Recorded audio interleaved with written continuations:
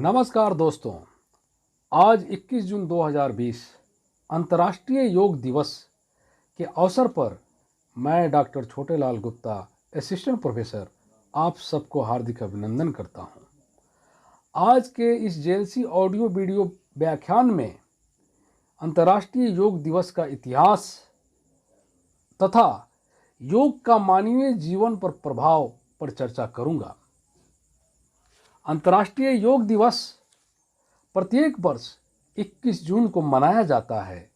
योग की कला का जश्न मनाने के लिए एक विशेष दिन की स्थापना का विचार प्रधानमंत्री श्री नरेंद्र मोदी ने प्रस्तावित किया था। अपने पूर्वजों द्वारा दिए गए स्वास्थ्य जगत के इस अनोखे उपहार को संपूर्ण विश्व में ख्याति दिलाना चाहते थे। उन्होंने सितंबर 2014 में संयुक्त राष्ट्र महासभा में अपने भाषण के दौरान इस सुझाव का प्रस्ताव किया था। संयुक्त राष्ट्र संघ के सदस्यों ने मोदी द्वारा दिए गए प्रस्ताव पर विचार विमर्श किया और जल्द ही इसके लिए सकारात्मक मंजूरी दे दी। तत्पश्चात 21 जून 2015 का दिन पहले अंतर्राष्ट्रीय योग दिवस के रूप में मनाया गया। इस दिन संपूर्ण भारतवर्ष में एक भव्य कार्यक्रम के रूप में इसका आयोजन होता है और बड़े जोश और उत्साह के साथ मनाया जाता है।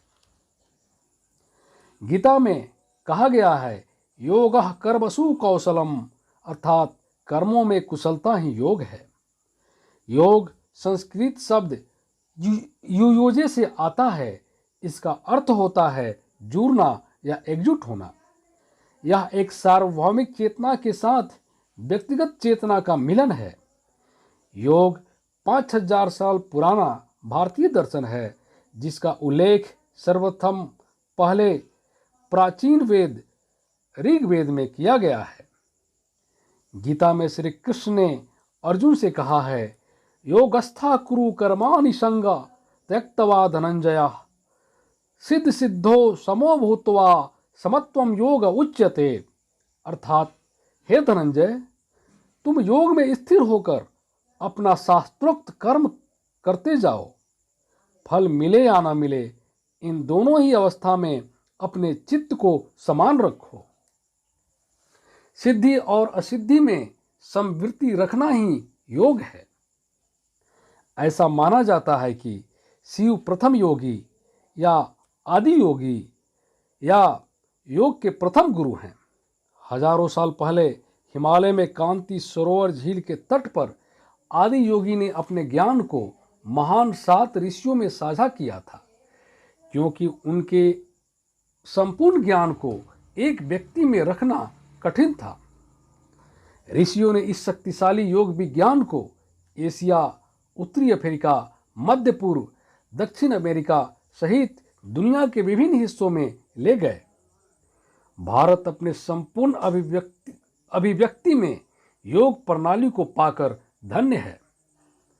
सिंधु सरस्वती सभ्यता के जीवाश्म अवशेष प्राचीन भारत में योग की उपस्थिति का प्रमाण है। इस उपस्थिति का लोक परंपराओं में उल्लेख मिलता है। यह सिंधु घाटी सभ्यता बौद्ध व जैन परंपराओं में शामिल है।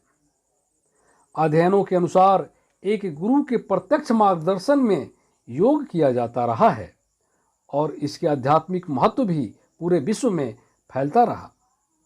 वैदिक काल के दौरान सूर्य को सबसे अधिक महत्व दिया गया था और बाद में सूर्य नमस्कार का आविष्कार किया गया। हालांकि महर्षि पतंजलि को आधुनिक योग के पिता के रूप में जाना जाता है। उन्होंने योग का आविष्कार नहीं किया, क्योंकि यह पहले से ही विभिन्न रूपों में था। उन्होंने इस व्यवस्था को आत्मसात किया।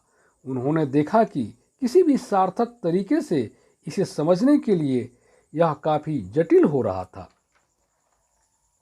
इसलिए उन्होंने सभी पहलुओं को निश्चित प्रारूप में आत्मसात किया और योग सूत्र में शामिल किया।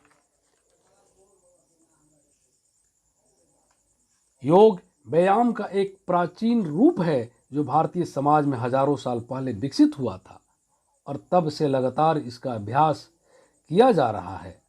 मन शरीर संबंध को संतुलित करके प्रकृति से जुड़ने के लिए योग सबसे अनुकूल विधि है। यह आहार, श्वास और शारीरिक मुद्राओं पर नियंत्रण पाने की क्रिया है। योग एक व्यक्ति के शरीर, मन और आत्मा को नियंत्रित करने में सहायता करता है। यह शरीर और मन को शांत करने के लिए शारीरिक और मानसिक अनुशासन को एक साथ लाता है। यह तनाव, चिंता को प्रतिबिंबित करने में सहायता करता है और तनाव मुक्त रखता है। योग आसन को शक्ति, लचीलापन और आत्मविश्वास विकसित करने के लिए जाना जाता है। आइए इन पंक्तियों के साथ अपने जीवन में योग को अपनाएं, स्वस्थ रहें और योग दिवस को सफल बनाएं। भाई, अपने तन से, मन से कुरोग दूर करे कुरोग। आओ हम योग करें, आओ हम योग करें। धन्यवाद।